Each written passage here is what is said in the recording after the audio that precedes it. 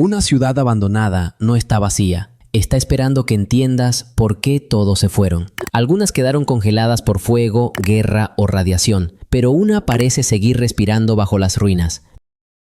Bodie, California. EEUU. Entras en Bodie y las puertas todavía parecen haberse quedado a medio golpe. A 2.553 metros de altura, en el condado de Mono, California, el viento arrastra polvo por habitaciones que la gente dejó como si fuera a volver. En 1859, W.S. Bodie encontró oro cerca de allí, y para finales de la década de 1870 y comienzos de 1880, el Alto Desierto ya tenía una ciudad. Entre 8.000 y 10.000 personas se apretaban entre salones, casas de juego, un barrio de mala fama, iglesias y una cárcel, todo sostenido por el mineral y por un clima despiadado. Después, las vetas empezaron a agotarse. Bodie no se apagó de un día para otro. Se fue vaciando poco a poco hasta que el gran incendio de 1932 atravesó lo que las minas ya no podían mantener. Desde 1962, el Parque Histórico Estatal de Bodie la conserva en una decadencia detenida. Miras por una ventana y ves un cuarto amueblado cubriéndose de polvo, sin restaurar, sin rescatar. Bodie sigue aquí, cuidadosamente abandonada.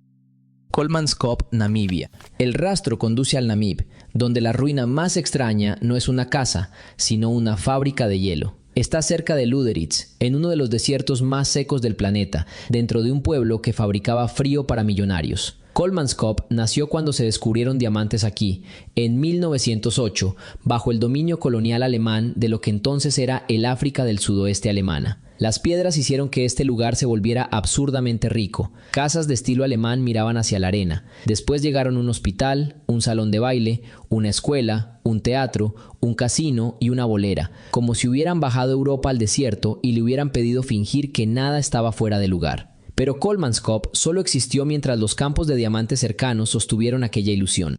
Al sur aparecieron yacimientos más ricos, cerca de la bahía Elizabeth. El dinero se fue. Para 1956 no quedaba nadie. Hoy recorres calles abandonadas y habitaciones medio colmadas de arena. Las dunas atraviesan los umbrales y cubren suelos donde antes resonaban botas lustradas, bajo lámparas de araña. El desierto no lo borró, lo ocupó. Isla Hashima, Japón.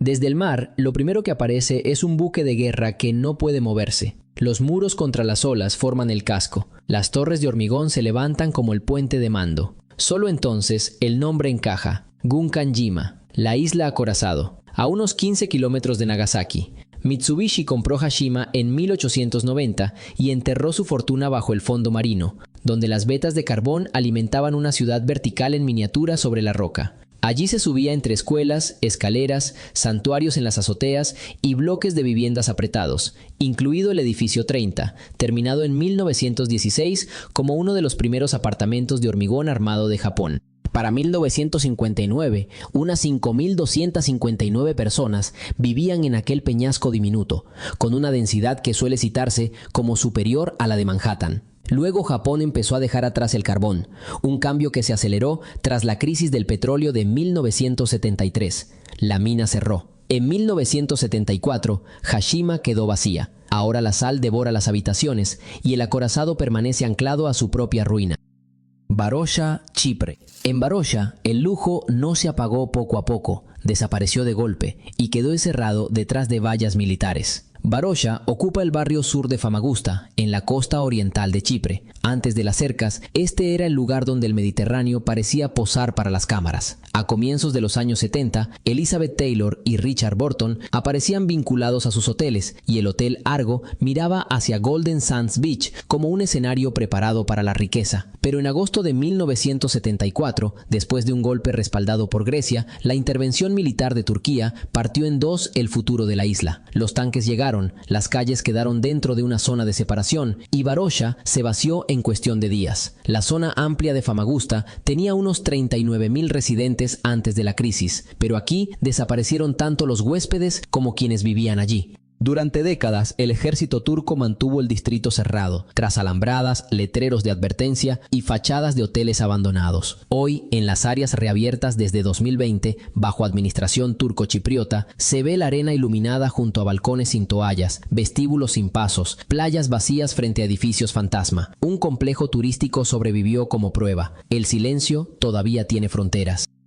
Kayaköy, Turquía. Subes por la ladera y lo primero que notas es que ya no hay tejados. Cientos de casas de piedra siguen en pie sobre Fethiye, en el suroeste de Turquía, pero cada habitación está abierta al cielo. Esto fue Levisi, hoy Kayaköy, una localidad greco-ortodoxa donde vivían varios miles de personas. A comienzos del siglo XX, las estimaciones suelen situar su población entre 6.000 y 10.000 habitantes. Entonces terminó la guerra greco-turca y el intercambio obligatorio de población, formalizado tras el Tratado de Lausana de 1923, convirtió a los vecinos en expedientes. Caminas entre escuelas vacías, pequeñas capillas y las dos grandes iglesias, Panagia Pirgiotisa y Taxiarchis, con sus muros todavía mirando hacia el valle. La causa no fue un desastre natural, fue ingeniería demográfica, impuesta por los estados y escrita en piedra. Aquí el abandono no parece antiguo, parece que todos se marcharon el martes pasado.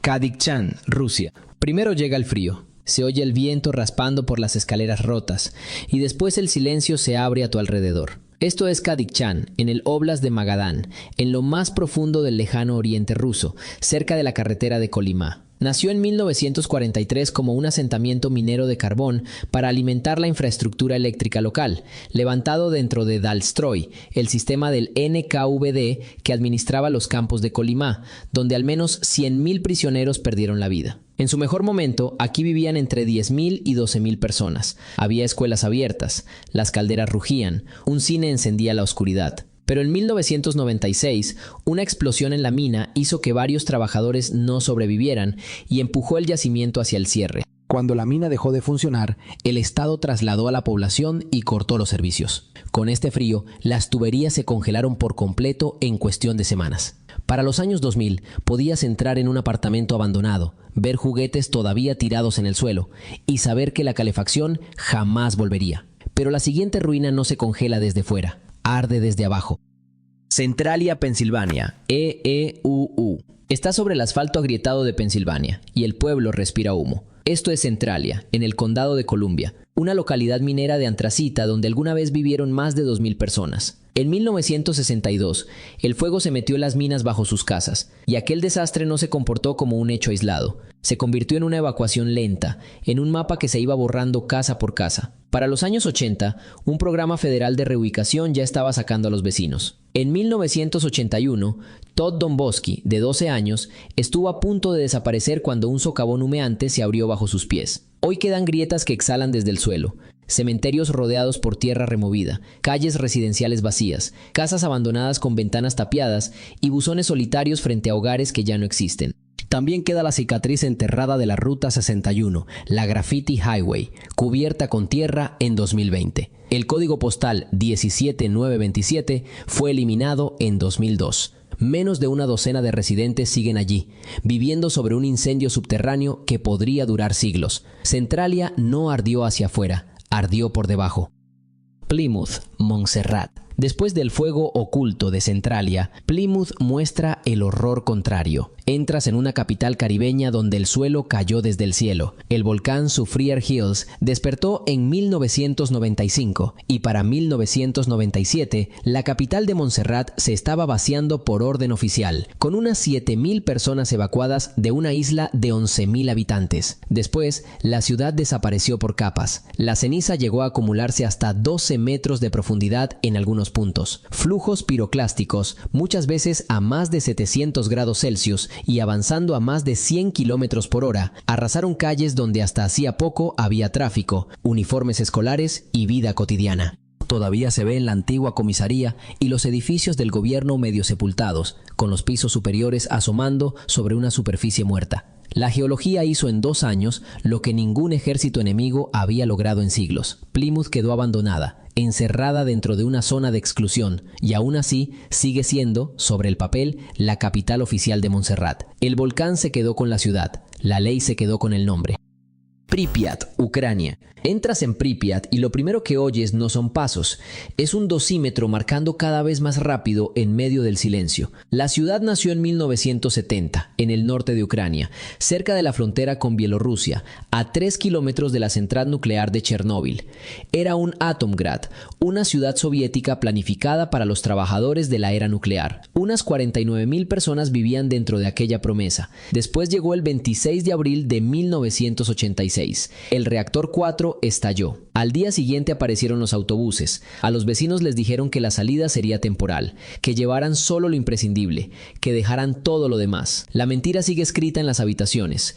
En los apartamentos de Pripyat todavía quedan pertenencias abandonadas, muebles quietos, interiores suspendidos en una vida que no volvió. En el hospital, las camas metálicas permanecen desnudas y torcidas, como si la emergencia solo se hubiera detenido un instante. En el Palacio de Cultura Energetic, el futuro se quedó sin público, y el parque de atracciones que debía abrir para el 1 de mayo nunca llegó a abrir. Su noria se oxida sobre los árboles, esperando a unos pasajeros que jamás llegaron. Oradour-sur-Glane, Francia. Después de la noria vacía de Pripyat, Oradour-sur-Glane plantea una pregunta más oscura. ¿Qué se hace con un pueblo donde la ausencia tiene nombres? El 10 de junio de 1944, en Haute-Vienne, tropas de las Waffen-SS de la segunda división Panzer SS Das Reich arrasaron el lugar y 643 hombres, mujeres y niños perdieron la vida. Los hombres fueron atacados en graneros y talleres. Después, 247 mujeres y 205 niños fueron obligados a entrar en la iglesia, donde el humo y el fuego llenaron el edificio, con un desenlace devastador. Marguerite Ruffage logró escapar por una ventana, una sola mujer. Hoy, al estar allí, lo primero que se ve no son las ruinas enormes, sino las cosas íntimas. Una máquina de coser, una bicicleta, el letrero de una tienda. Luego aparecen los coches calcinados, las vías del tranvía rotas, las casas vencidas y el Peugeot 202 oxidándose, como si el reloj se hubiera detenido a las 2 de la tarde y a nadie se le hubiera permitido tocar las manecillas. Francia levantó un pueblo nuevo cerca, el antiguo quedó como prueba.